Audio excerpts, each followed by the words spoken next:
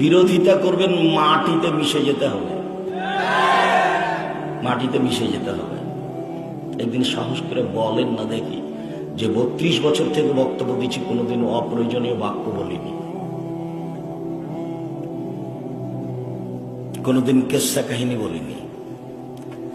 আজকের এই পরিচয়টা আমার প্রয়োজন ছিল না। আমি মনে করি এটা আমার জন্মভূমি নয়, একথা ঠিক, কিন্তু ছেলে মেয়ের দিক দিয়ে, আহল পরিবারের দিক দিয়ে, বিভাষাদের দিক দিয়ে, শিক্ষা দীক্ষার দিক দিয়ে এবং শিক্ষকতা করার দিক দিয়ে আমার জন্মভূমির চেয়ে অনেক উন্নত মানের জায়গা।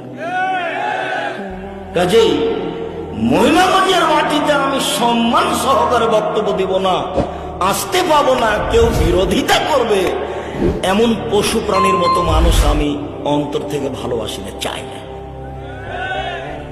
বেটা, কার তুমি বিরোধিতা করো? কি সাহস আছে তোমার? কি করতে পারো তুমি? আমি আব্দুর রাজ্জাক বিন ইউসুফ 4টা দেশে প্রতিষ্ঠান চালাই। জামিয়া সালাফিয়া ডাঙ্গিপাড়া পবা রাজশাহী, জামিয়া সালাফিয়া রূপগঞ্জ নারায়ণগঞ্জ ঢাকা, জামিয়া সালাফিয়া তেঘরা বিরল দিনাজপুর, জামিয়া সালাফিয়া 6 মাইল বাবুগঞ্জ বরিশাল। এইসব প্রতিষ্ঠানে 250 জন শিক্ষক শিক্ষিকা আছেন, যার প্রতি মাসে 30 লক্ষ বেতন লাগে। কেমনে আপনার বিরোধিতা সাজে আনতে বুঝে উঠতে পারি।